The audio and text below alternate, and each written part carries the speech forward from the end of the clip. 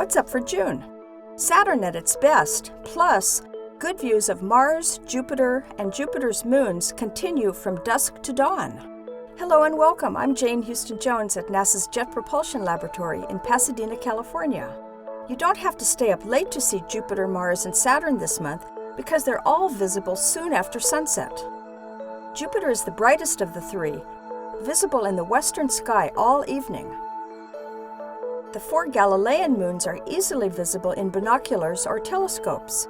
If you think you're seeing 5 moons on June 10th, you're not. One of them is a distant star in the constellation Leo. For telescope viewers, the time near Mars's closest approach to Earth, May 30th this year, is the best time to try to see the 2 moons of Mars, Phobos and Deimos.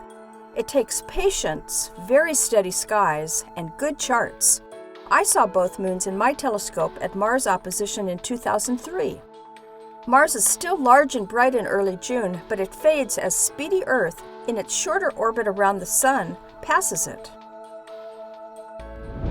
Saturn has been close to Mars recently. This month, Saturn reaches opposition, when Saturn, Earth, and the Sun are in a straight line, with Earth in the middle, providing the best and closest views of the ringed beauty and several of its moons. You'll be able to make out cloud bands in delicate shades of cream and butterscotch. They're fainter than the bands of Jupiter.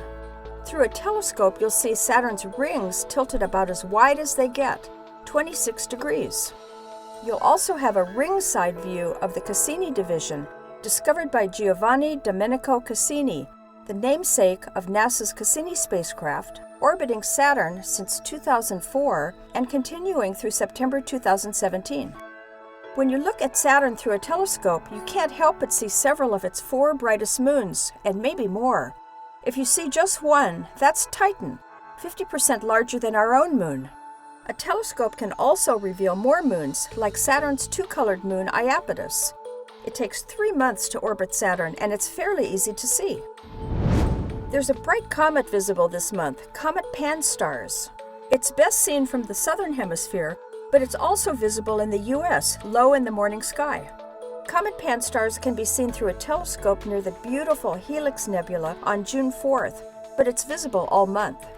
You can catch up on current missions to comets, Jupiter, and Saturn, and all of NASA's other missions at www.nasa.gov. That's all for this month. I'm Jane Houston Jones.